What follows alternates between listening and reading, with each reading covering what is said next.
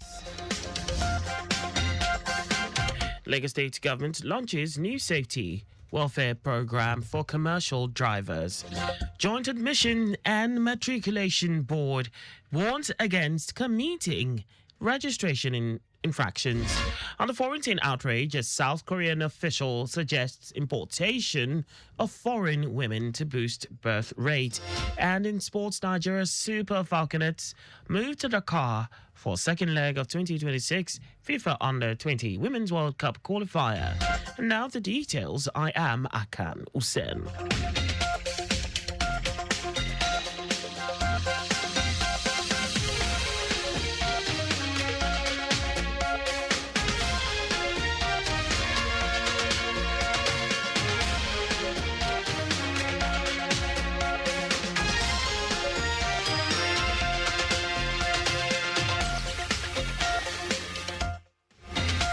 The Lagos State government, through the Ministry of Transportation, has launched a new safety and welfare program for commercial drivers, targeting at least 10,000 beneficiaries through drug screening, substance abuse awareness, eye examinations, and free corrective glasses. Speaking at the maiden edition of the Lagos State Drivers Care Initiative, Special Assistant to the Governor on Transport and Logistics, Hassan Adekoya, said the program reflects Governor Babajide Sanwo-Olu's commitment to people-centered governance under the Themes Plus agenda, with a strong focus on traffic safety, health and social inclusion.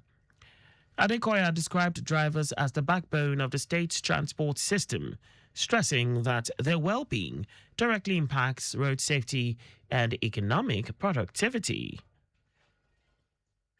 The program demonstrates a government that is committed to prevention, safety, and human dignity. I sincerely thank all stakeholders who made this initiative possible. Our collaboration is vital to building a safer Lagos. In closing, the Lagos State government remains committed to well-being of transport operators and all road users. He noted that the initiative demonstrates the government's commitment to prevention, safety, and human dignity, while appreciating the support of partners across public and private sectors, particularly the National Drug Law Enforcement Agency and the LEA. Assistant Commander of Narcotics, the National Drug Law Enforcement Agency, and the LEA, Lagos Strategic Command, Mulikat Deek, warned drivers against substance abuse, describing it as a major threat to road safety and public health, and warned drivers against substance abuse, describing it as a major threat to road safety and public health. She explained that drug use impairs judgment, perception, and decision-making, which are critical for safe driving, urging drivers to avoid drugs entirely while on duty, as prevention and personal responsibility are key to reducing accidents and saving lives. Speaking on behalf of the beneficiaries, Lagos State Chairman of the Nigerian Association of Road Transport Owners, NATO, Kayode Odunawo, hailed the initiative as a first of its kind, while commending Governor Babajide Sanwo-Olu for his inclusive governance. My advice to our drivers is that they should always appreciate this government. And not only that, they have to be careful when they are driving. They shouldn't drink when they are driving, and reckless driving should be prohibited. The Lagos State Drivers Care Institute, which commenced in Lily Pond Truck Terminal, will hold across 3 other locations across the state. The Lagos State Ministry of Justice has hosted the Attorney General and Commissioner for Justice of Kano State, Barrister Abdul Karim Kabiru Maude, SAN, and his team on a courtesy and technical visit to its headquarters in Alausa. Welcoming the delegation, the Lagos State Attorney General and Commissioner for Justice, Lawal Pedro, described the visit as a strategic platform for knowledge sharing and peer learning. Pedro reaffirmed Lagos State's commitment to justice sector reforms through collaboration, openness, and the exchange of best practices. Speaking on behalf of the Commissioner, the Solicitor General and Permanent Secretary, Hamid Oyenuga, presented an overview of the ministry's departments, units, and agencies, highlighting their roles, coordination mechanisms, and ongoing reforms aimed at improving efficiency and service delivery.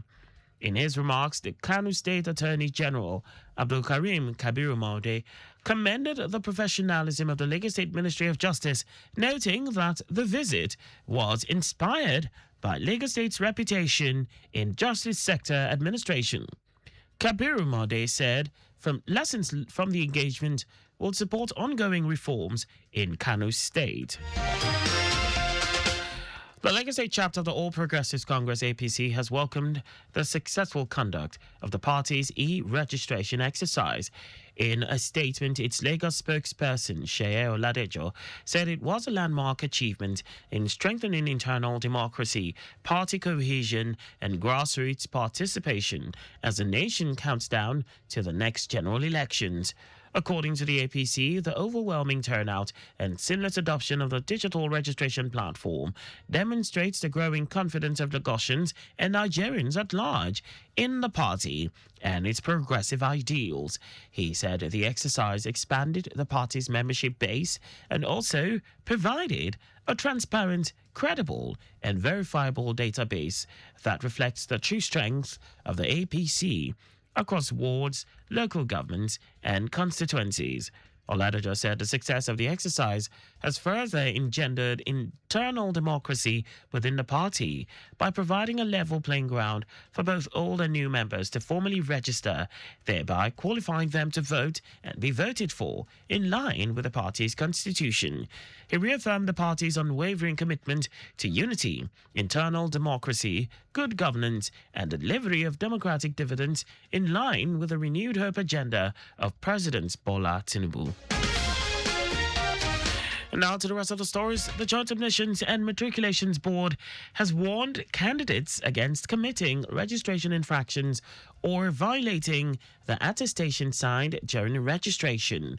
Board Registrar Ishak Oloide gave the warning as the 2026 Unified Tertiary Matriculation Examination registration, which commenced on January 26, enters its third week.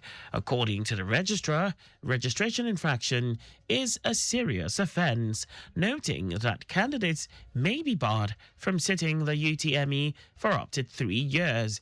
Speaking on the attestation signed by candidates during registration, the registrar said the declaration requires candidates to provide true and accurate information in their applications and supporting documents.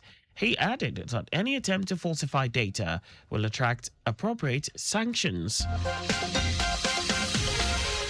Ondo State Governor Lucky Ayedatiwa has approved the appointment and confirmation of 32 officers as permanent secretaries in the state civil service in a move aimed at strengthening the administrative structure of government ministries and agencies. The approval was conveyed in a statement issued in Akure by the governor's chief press secretary, Ebenezer Adenio. Governor Ayedatiwa also approved the confirmation of Statistician General and Auditor General for local governments, subject to the clearance by the Ondo State House of Assembly. The appointments and confirmations take place from February 1, 2026. And now to foreign news. A South Korean official who suggested the country import young women from Vietnam or Sri Lanka to boost its birth rate has been expelled from his party. The head of the southern Jindo County, Kim Hee-soo, said the women could be married off to young men in rural areas during a town hall last week. The suggestion comes as South Korea continues to grapple with the lowest birth rates in the world, which could see the country's 50 million strong population drop by half in 60 years. Kim's statement, which was televised, did not go down well, triggering a diplomatic protest from Vietnam, days of public anger, and his expulsion from the ruling Democratic Party. Responding, Kim said his comment had been intended to highlight population issues in rural regions, but admitted the language he had used was inappropriate. South Korea consistently records the world's lowest fertility rate, hitting a record low of 0.72% in 2023, which is far below the 2.1% required for a stable population. Now, sports. Nigeria's Falconets will travel to Dakar on Tuesday for the second leg of their 2026 FIFA Under-20 Women's World Cup qualifier against Senegal. The encounter will be held in Dakar on Saturday. Early arrival in Dakar will give the Falconets adequate time to prepare for the crucial second leg tie. The winner will face either Guinea-Bissau or Malawi in the final qualifying round. Malawi held Guinea-Bissau to a 1-1 draw in the first leg last weekend. And that's all for the news. At 4, ensure you make use of your seatbelt while driving. Follow us and like all our various social media platforms on X at Traffic Radio 961, Facebook Lagos Traffic Radio 96.1 FM, Instagram Lagos Traffic Radio 961, YouTube at Traffic Radio 961. You can also listen to Lagos Traffic Radio 96.1 FM live on My Lagos app for timely updates. Did you know that the Sanwo-Olu administration completed and inaugurated 120 units Cortland Villas, Igbokushu, Lekki? You can get more details on the Lagos State Government's website.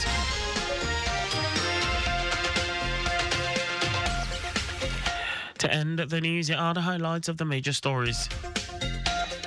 The Lagos State Government, through the Ministry of Transportation, has launched a new safety and welfare program for commercial drivers, targeting at least 10,000 beneficiaries through drug screening, substance abuse awareness, eye examinations, and free corrective glasses.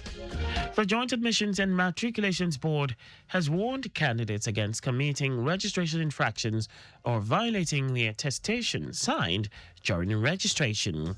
We also told you that a South Korean official who suggested the country import young women from Vietnam or Sri Lanka to boost its birth rate has been expelled from his party.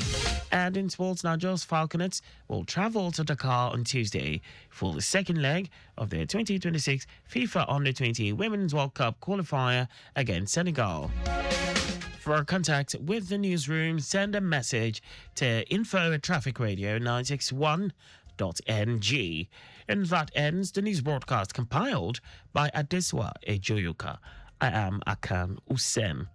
Thanks for listening and please stay safe. Good afternoon.